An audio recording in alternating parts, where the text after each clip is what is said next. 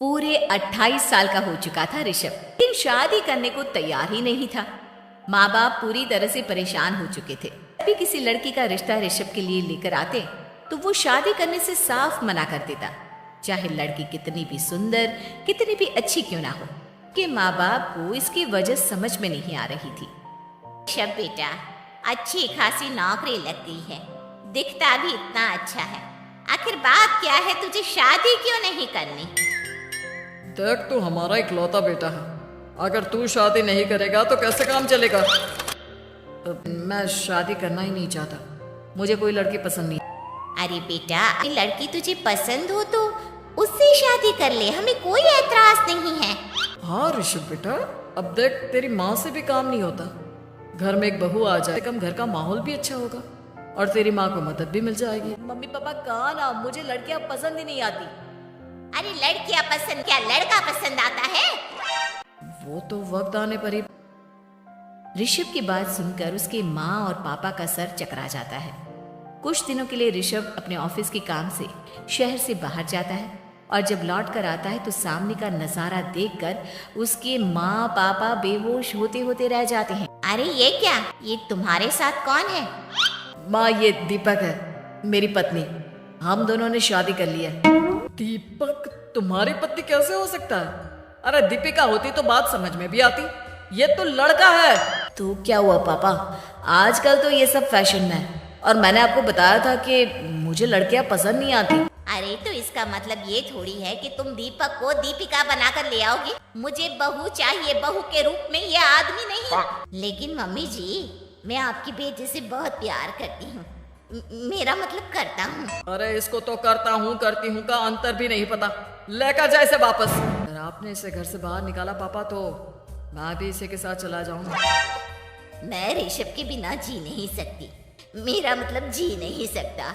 हमारा जिंदगी भर का साथ है, प्लीज हमें अलग मत कीजिए मम्मी जी, पापा जी।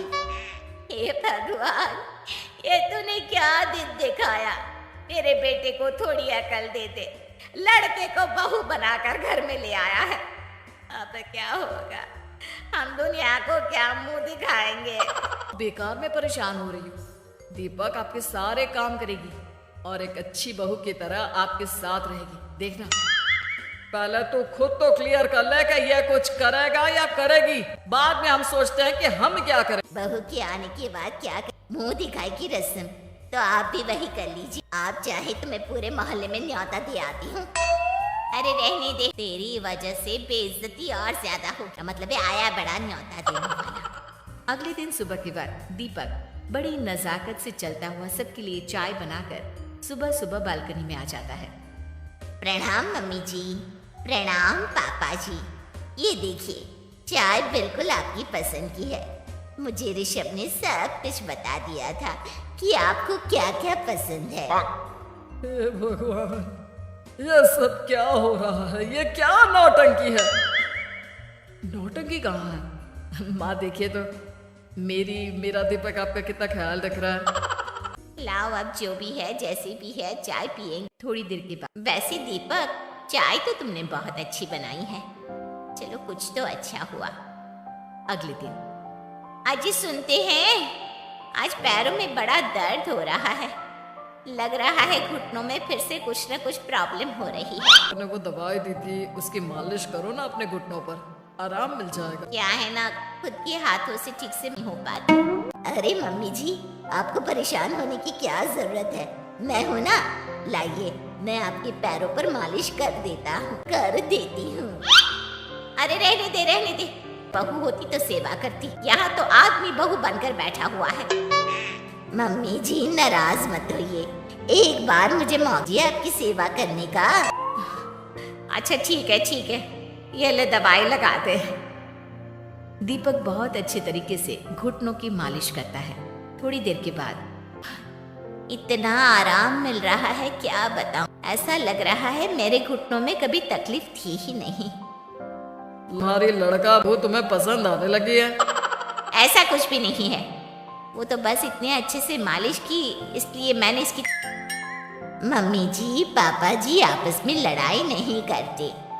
अच्छा आप ये बताइए, शाम के खाने में क्या खाएंगे? पनीर दाल मखनी पुलाव भी स्पेशल बता दीजिए। अरे भाई ऐसे मुझे तो खाने में बहुत ही पसंद है। तुम क्या कोई औरत हो जो पनीर दाल मखनी बनाओगी? हाँ, ये लड़का हो तो लड़के की तरह बिहेव किया करो ना। भले अब तो मैं ऋषभ की पत्नी और आपके घर की बहू हूँ, तो मुझे उठना पड़ेगा ना। अच्छा ठीक है, जो तुम्हें लो। आदमी रसोई में खानाते हुए कैसे लगते हैं, जरा मैं भी तो देखूं।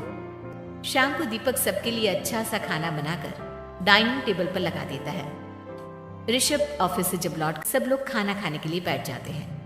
अरे वाह, क्या गजब का पनीर और दाल मखनी बनाई है। ऐसा जायका तो होटल के खाने में भी नहीं आता। कितना अच्छा खाना बनाती हो, मेरा मतलब बनाते हो। तुम्हारी इसी वजह से तो मुझे तुमसे प्यार हो गया। अरे बहुत हो गया, आदमी होकर आदमी से प्यार करते हो। लेकिन कुछ भी कहो, जरा खाना खा कर तो देखो ऋषभ की माँ। हाँ वैसे बात तो आपकी सही है, खाना तो वाकई में लाजवाब है। इतना स्वादिष्ट पनीर तो मैंने अपनी जिंदगी में नहीं खाया। कितना अच्छा होता अगर ये दीपी होती। फिर अगली सुबह कुछ ऐसा होता है जिसे देखकर ऋषभ के माँ और पापा ना केवल खुश होते हैं बल्कि हैरानी से उनकी आंखें फटी की फटी रह जाती हैं। उन्होंने जो नजारा अपनी आंखों के सामने देखा उसे देखकर उन्हें अपने आप पर भरोसा नहीं हुआ। सुबह का वक्त था, सब लोग बालकनी में बैठकर सुबह की चाय का इंतजार कर रहे थे। तभी रसोई में से एक बहुत ही खूबसूरत लंबे बाल थे और जिसने साड़ी पहनी हुई थी हाथ में चाय की ट्रे लेकर वहां आती है। ये कौन है? तो रात हमारा लड़की बहू बन गया क्या? मुझे लगता है कोई सपना देख रहा है। इतनी सुंदर बहू तो हमने सपने में भी नहीं देखी। देखा माँ, जादू। अरे लेकिन ये है कौन? तुम्हारा वो आदमी वाला पत्नी कहाँ चला गया? आपने मुझे पहचाना नहीं? दीपिका हूँ।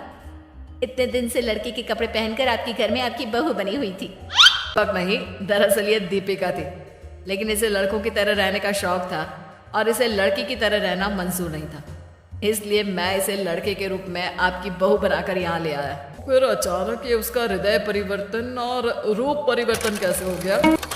वो क्या है ना, मुझे बाद में एहसास हुआ कि आप लोग इस बात को लेकर बहुत दुखी हैं कि आप लड़की के साथ शादी की है, इसलिए मैं अपने असली रूप में वापस आ गई। पुण्य कर्म किए होंगे जो तुम्हारे जैसा, मेरा मतलब तुम्हारे जैसी बहू मिली, इतनी खूबसूरत और इतना ख्याल रखने वाली। भला हो भगवान का कि हमें लड़की बहू मिली है, लड़का बहू नहीं।